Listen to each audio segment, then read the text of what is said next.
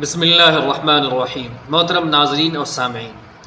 آج ہماری گفتگو کا موضوع ہے کہ اسلام ہمیشہ غالب رہے گا، دنیا کی کوئی طاقت اسے زیر نہیں کر سکتی۔ اس دنیا میں بہت سارے مذاہب ہیں اور اس کے ماننے والے ہیں۔ اسلام ہے،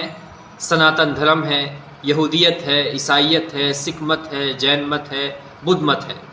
اور اس کے علاوہ دیگر مذاہب ہیں۔ اسی کی بنیاد پر کوئی مسلمان ہے، کوئی ہندو ہے، کوئی سکھ ہے، کوئی عیسائی ہے، کوئی جینی ہے، کوئی بدھسٹ ہے، تو کوئی فلاں اور فلاں۔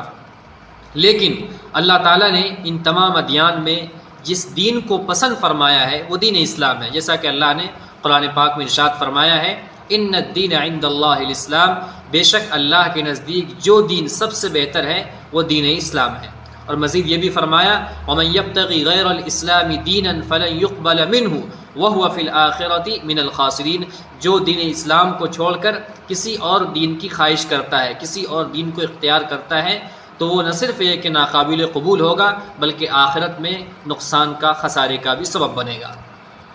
یہ ایک بات ہوئی جس میں اللہ نے دین اسلام کو پسند کرنے کی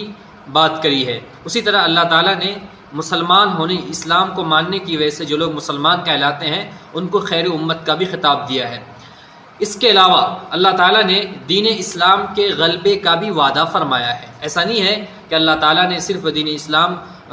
کو پسند فرمایا ہو اور اس کو غالب رکھنے کا، اس کو ہمیشہ جاری و ساری رکھنے کا اور اس کے فیض کو باقی رکھنے کا وعدہ نہ کیا ہو۔ قرآن پاک میں اللہ تعالیٰ نے قرآن کی حفاظت کے تعلق سے فرمایا، انا نحن نزلنا الذکر وانا له لحافظون، یعنی ہم نے قرآن کو نازل کیا ہے اور ہم ہی اس کے محافظ ہیں۔ تو جب اللہ تعالیٰ قرآن کے محافظ ہیں، قرآن کی حفاظت کا وعدہ کر رہے ہیں، اس کا ذمہ لے رہے ہیں، تو اس کا مطلب یہ ہے کہ جب قرآن محفوظ رہے گا تو دین اسلام بھی محفوظ رہے گا، کیونکہ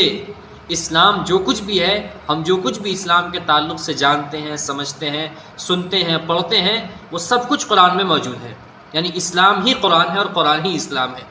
اسی طرح ہمارے نبی جناب محمد مصطفیٰ صلی اللہ علیہ وسلم کی ذات اقدس سے متعلق آپ صلی اللہ علیہ وسلم نے فرمایا کہ ہم نے ان کا ذکر بلند کر دیا۔ خود آپ اللہ تعالیٰ نے ہمارے نبی کو خطاب کرتے ہوئے فرمایا، وَرَفَعْنَا لَكَ ذِكْرَكَ، ہم نے آپ کا ذکر بلند کر دیا، یعنی رہتی دنیا تک آپ کا ذکر ہوتا رہے گا، آپ کا ذکر خیر ہوتا رہے گا، آپ کا چرچا رہے گا، آپ کی شہرت رہے گی اور آپ کا تذکرہ لوگ کرتے رہیں گے۔ تو اس کا مطلب یہ ہے کہ ایک طرف قرآن محفوظ رہے گا، دوسری طرف اللہ تعالیٰ پوری دنیا میں نبی کا ذکر خیر چلاتے رہیں گے۔ اس بنیاد پر اب اسلام کو کوئی بھی زیر نہیں کر سکتا، کوئی بھی طاقت اسلام کو شکست نہیں دے سکتی۔ وہیں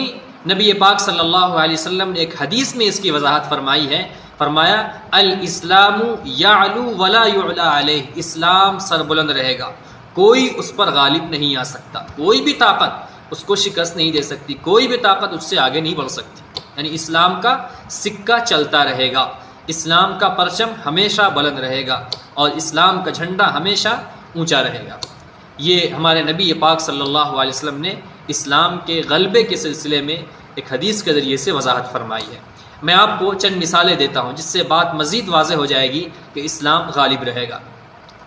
نبی پاک صلی اللہ علیہ وسلم کی وفات کے چند ہی دنوں کے بعد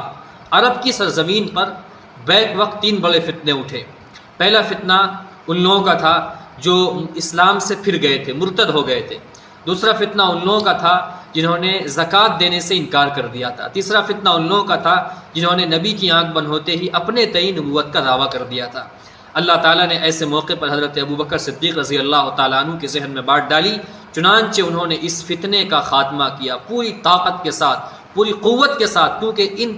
ان فتنوں کو کچلے بغیر، ان کو دبائے بغیر اسلام کی ترویج ممکن نہیں تھی، اسلام کا پھیلنا ممکن نہیں تھا۔ چنانچہ حضرت ابوبکر صدیق رضی اللہ تعالیٰ عنہ نے مختلف فوجیں روانہ کی صحابہ کرام کی قیادت میں، اور ان فوجوں کو کامیابی ملی۔ نتیجے میں بہت سے لوگوں نے توبہ کیا، دوبارہ اسلام کی طرف پلٹ کر آئے۔ بعض وہ تھے جنہوں نے راہ فرار اختیار کی، جن کو توفیق نہیں ملی، مارے گئے یا بھاگ گئے، اور بعض مدعیان نبوت وہ بھی تھے جنہوں نے توبہ کی، اور اکثر تو وہ تھے جنہوں نے بھاگنے میں ہی عافیت سمجھی، اور بہت سے لوگ مارے بھی گئے۔ یہ فتنہ تھا جو شروع دور میں، اسلام کے شروع دور میں جب نبی کی وفات کو چند ہی دن ہوئے تھے اور حضرت ابوبکر صدیق رضی اللہ تعالیٰ عنہ بالکل ان کی خلافت کا بالکل ابتدائی دور تھا، اس وقت یہ حادثہ ہوا، اس وقت یہ فتنہ کھڑا ہوا، لیکن حضرت ابوبکر صدیق رضی اللہ تعالیٰ عنہ نے بڑی قوت کے ساتھ اس فتنے کو کچل دیا اور اسلام محفوظ رہا۔ اس کے علاوہ دوسری مثال ہے عباسیوں کے دور کی۔ بغداد عباسیوں کا پائے تخت تھا۔ مامون کے دور میں قاضی احمد بن ابو داؤد جو ایک بڑے معتزلی عالم اور فاضل تھے، انہوں نے ایک فتنے کو ہوا دی جس کا نام خلق قرآن ہے۔ اس فتنے کی سرکوبی کے لیے اللہ تعالیٰ نے حضرت امام احمد ابن حنبل رحمۃ اللہ علیہ کو منتخب فرمایا۔ انہوں نے بڑی ہی قوت کے ساتھ اس فتنے کی نہ صرف ایک مزاحمت کی بلکہ اس فتنے ان کی وجہ سے اللہ نے اس فتنے کا خاتمہ بھی کیا۔ اب سوچئے کہ ایک طرف تنہا حضرت امام احمد ابن حنبل رحمۃ اللہ علیہ ہیں، دوسری طرف وقت کے وہ علماء صوبی ہیں اور ساتھ ساتھ حکومت کی پوری طاقت، پوری سلطنت اس فتنے کی پشت پناہی کر رہی ہے، یہاں تک کہ مسلسل 3 حکمرانوں نے، عباسی 3 خلفاء نے اس فتنے کی سرپرستی کی، پشت پناہی کی، جن میں سر فہرست مامون ہے، پھر اس کے بعد متوکل نے بھی اور اس کے بعد پھر واسق نے بھی اس فتنے کی سرپرستی کی تھی۔ لیکن حضرت امام احمد ابن حنبل رحمۃ اللہ علیہ نے ذرہ برابر بھی اس کی مخالفت میں جھجک محسوس نہیں کی، کیونکہ ان کو معلوم تھا کہ عقیدہ سراسر باطل ہے، غلط ہے اور اس کی کوئی دلیل قرآن و سنت میں نہیں ہے، جس کے نتیجے میں حضرت امام احمد ابن حنبل رحمۃ اللہ علیہ پر سر دربار میں معتصم نے کوڑے برسائے، ان کو جیل میں ڈالا گیا، انہوں نے اذیتیں برداشت کی صرف اس دین میں ہونے والی گھسپیٹی کو روکنے کے لیے، اور اس دین کی حفاظت اللہ کی طرف سے جو ان کو ذمہ دیا گیا تھا، اس ذمہ داری کو ادا کرنے کے لیے انہوں نے اتنی تکلیفیں برداشت کی، یہاں تک کہ جب خلیفہ متوکل کا دور آیا تو اس نے اس فتنے کو ختم کر دیا۔ اب سوچئے کہ اسلام اس وقت بھی محفوظ رہا، یہ پوری طاقت، ریاست کی طاقت اللہ کے دین میں گھسپیٹ کرنا چاہ رہی تھی، اس وقت بھی اللہ نے اس کو محفوظ رکھا۔ 3 بڑے بڑے عباسی خلفاء، ان میں سر فہرست مامون تھا، معتصم تھا اور واسط تھا، پھر اسی عباسی ایک خلیفہ کے ذریعے سے اللہ تعالیٰ نے اس فتنے کا خاتمہ کروایا۔ حضرت امام احمد ابن حنبل اس کا سب سے بڑا سبب بنی، کی شخصیت اس کا سب سے بڑا سبب بنی۔ ہندوستان میں جب اکبر کا دور تھا، اس وقت اکبر نے اپنے درباریوں کی وجہ سے اور ہندو پنڈتوں کے ملاپ کی وجہ سے، بعض ایرانی فلسفیوں کی وجہ سے اور کچھ دنیا پرست، ہوس پرست ملاؤں کی وجہ سے اکبر نے ایک نئے دین کی بنیاد ڈالی، یعنی اکبر نے الحاد کو فروغ دیا، مذہب کے نام پر الحاد کو فروغ دیا اور ایک ایسا مذہب اس نے تشکیل دیا، جاری کیا جس کا اسلام سے کوئی تعلق نہیں تھا، اور ایسا محسوس ہونے لگا تھا کہ ہندوستان میں اسلام اور مسلمانوں کا خاتمہ طے ہے۔ یہاں تک کہ حضرت مولانا ابو الحسن علی ندوی رحمۃ اللہ علیہ نے تاریخ دعوت و عزیمت میں اس کا تذکرہ کیا ہے کہ اس وقت شریعت پر عمل کرنا، دین پر چلنا انتہائی مشکل ہو گیا تھا، اور لوگ یہ محسوس کر رہے تھے ظاہری طور پر ہو نہ ہو اسلام کو اب زوال آ جائے گا، لیکن اللہ تعالیٰ نے سرہند کی سرزمین سے فاروقی خاندان کے ایک فرد حضرت شیخ احمد بن عبد الاحد کو اس فتنے کی سرکوبی کے لیے کھڑا کیا۔ حضرت شیخ احمد بن عبد الاحد، جن کو دنیا مجدد الفسانی رحمۃ اللہ علیہ کے نام سے جانتی ہے، انہوں نے بڑی حکمت کے ساتھ، مصلحت کے ساتھ، وقت اور حالات کی نزاکت کو دیکھتے ہوئے انہوں نے اس فتنے کی سرکوبی کی، اور اللہ کی مدد سے وہ اس میں کامیاب رہے، اگرچہ ان کو کچھ دنوں کے لیے قید و بند کی صعوبتیں بھی جھیلنی پڑی، لیکن ان کی کوششیں اتنی کامیاب رہیں کہ اکبر نے جو نیا دین رائج کیا تھا، ان کے بیٹے جہانگیر نے اکبر کے بنائے ہوئے سارے قوانین کو منسوخ کر دیا۔ پھر ایک دن ایسا آیا کہ اسی تخت پر جس پر اکبر جیسا ملحد اور بے دین شخص بیٹھا کرتا تھا، حضرت سلطان اورنگزیب عالمگیر رحمۃ اللہ علیہ بیٹھے، جو کہ عالم باعمل تھے، شریعت کے محافظ تھے اور اللہ کے دین کو اس ملک میں زندہ کرنے والے تھے۔ تو کتنا بڑا انقلاب آیا، تو اللہ نے اس وقت بھی اسلام کو محفوظ رکھا، اس وقت بھی اسلام کو غالب رکھا۔ اسی طرح جب 11ویں صدی عیسوی میں صلیبیوں کا عالم اسلام پر ایک طوفان امڈ آیا، ایک بڑا لشکر لے کر کے وہ عالم اسلام پر انہوں نے دھاوا بول دیا، تو اس وقت اللہ تعالیٰ نے حضرت سلطان صلاح الدین ایوبی کو اس کے لیے کھڑا کیا۔ صلیبیوں کا مقصد نہ صرف یہ کہ فلسطین اور مسجد اقصیٰ اور ملک شام پر قبضہ کرنا تھا، بلکہ اس سے آگے بڑھ کر مکہ اور مدینے پر بھی چڑھائی کرنی تھی۔ تھوڑی دیر کے لیے سوچئے، اگر سلطان صلاح الدین ایوبی کو اللہ اس وقت کھڑا نہ کرتا تو شاید اس وقت مسلمانوں کے مقدس مقامات کی حرمت پامال ہو جاتی، لیکن اللہ تعالیٰ نے اپنے مقدسات کی حضرت سلطان صلاح الدین ایوبی کے ذریعے سے نہ صرف یہ کہ حفاظت فرمائی، بلکہ اسلام کو بھی غالب رکھا، اسلام کے پرچم کو بھی سربلند رکھا اور صلیبیوں کے اس طوفان کو ہمیشہ کے لیے ختم کر دیا۔ اسی طرح 7ویں صدی ہجری میں تاتاریوں نے عالم اسلام پر دھاوا بولا، اور تاتاریوں ہی کی وجہ سے بغداد میں عباسیوں کی سلطنت کا ہمیشہ کے لیے خاتمہ ہو گیا، اور وہ عروج جو کبھی مامون الرشید اور خلیفہ منصور کے زمانے میں عباسیوں کو جو عروج ملا تھا، وہ عروج ہمیشہ کے لیے ختم ہو گیا ہلاکو خان کے ذریعے سے۔ اور یہ تاتاریوں کا سیلاب، تاتاریوں کا حملہ اتنا خطرناک تھا کہ اس وقت ایک جملہ مشہور ہو گیا تھا کہ اگر کوئی تم سے یہ کہے کہ تاتاری شکست کھا گئے ہیں تو تم اس کی تصدیق مت کرنا، بات مت ماننا۔ اور تاتاریوں نے جب بغداد پر حملہ کیا تھا تو تقریباً 26 لاکھ انسانوں کا قتل کیا تھا، اور آخری خلیفہ بھی اس میں مارا گیا تھا، اور اس نے اتنے انسانوں کا قتل کیا، اتنی لاشیں گرائی اس نے زمین پر کہ ان لاشوں کو جب دریائے دجلہ میں ڈالا جاتا تھا تو ان لاشوں سے بہنے والے خون کی وجہ سے دریا کا پانی بالکل سرخ ہو جاتا تھا۔ یہاں تک کہ مورخین نے یہ بھی لکھا ہے کہ اتنی کتابیں تھیں وہاں کی لائبریریوں میں، ان کتابوں کو تاتاریوں نے، منگولوں نے دریائے دجلہ میں ڈالا تو اس کتابوں کی روشنائی کی سیاہی کی وجہ سے دریا کا پانی انتہائی کالا اور سیاہ ہو جاتا تھا۔ ایسی صورتحال تھی، ایک دہشت طاری تھی پورے عالم اسلام پر، یہاں تک کہ انگریز یورپ کے رہنے والے بھی تاتاریوں سے خوف زدہ تھے، ہیبت میں وہ بھی ان پر بھی ہیبت طاری تھی، ایک رعب طاری تھا۔ یہاں تک کہ مورخین نے لکھا ہے کہ کئی دنوں تک انگلستان کے ساحل پر انگریز شکار کے لیے نہیں آئے، لیکن اللہ تعالیٰ نے اس بڑے فتنے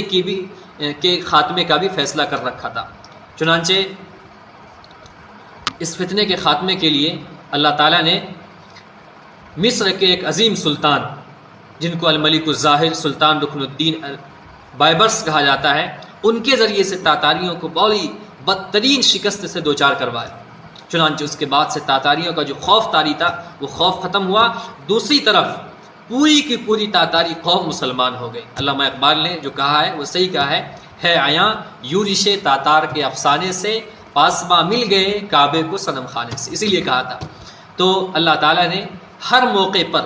چاہے وہ موقع کتنا ہی خطرناک کیوں نہ ہو، ہر حالت میں چاہے وہ حالت کتنی سخت کیوں نہ ہو، ہر صورتحال میں چاہے وہ صورتحال کتنی ہی نامناسب کیوں نہ ہو، اس میں بھی اللہ نے دین کو محفوظ رکھا ہے، اسلام کو محفوظ رکھا ہے۔ اب سوچئے کہ تاتاری جو اسلام اور مسلمانوں کے خون کے پیاسے تھے، اسلام کو مٹانے پر تلے ہوئے تھے، اللہ تعالیٰ نے نہ صرف یہ کہ انہی تاتاریوں کے ذریعے سے اسلام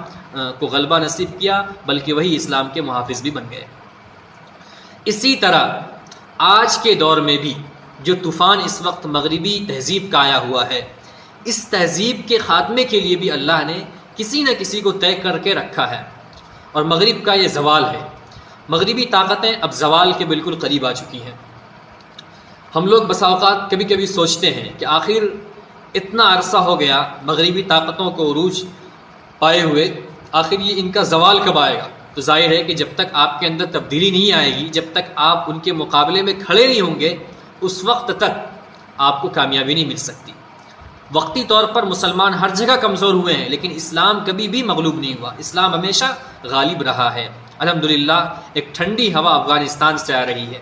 افغانستان میں 20 سال پہلے اسلامی حکومت قائم ہوئی تھی، لیکن امریکہ کو یہ کب برداشت تھا، ان کے حواریوں کو کب یہ چیز ہضم ہونے والی تھی کہ کسی اسلامی ریاست کو وہ دیکھ سکیں؟ چنانچہ انہوں نے اپنے اتحادیوں کے ساتھ تقریباً 50 ملکوں کی فوج لے کر کے وہ افغانستان پر چڑھ دوڑا۔ 20 سال تک اسلام کو، اسلامی روایات کو، اسلامی اقدار کو اس نے مٹانے کی پوری کوشش کی، لیکن اللہ نے اس کو وہاں ذلت آمیز شکست سے دوچار کیا اور وہاں سے بھاگ کھڑا ہوا، اور آج الحمدللہ 3 سال سے ایک شاندار اسلامی حکومت وہاں قائم ہو چکی ہے۔ مجھے امید ہے کہ افغانستان کی اسلامی حکومت پورے عالم اسلام پر اثر انداز ہوگی اور پوری دنیا اسلامی طاقت کے سامنے جھک جائے گی اور اسلام کے پرچم کو سلامی دے گی۔ انشاءاللہ ایسا ہوگا۔ ہندوستان میں بھی حالات سخت ہیں اور یہاں کی صورتحال بھی بہت ہی زیادہ اس وقت پیچیدہ ہو چکی ہے، شرک اور کفر کو غلبہ ہے، یہاں تک کہ مسلمانوں کے املاک پر،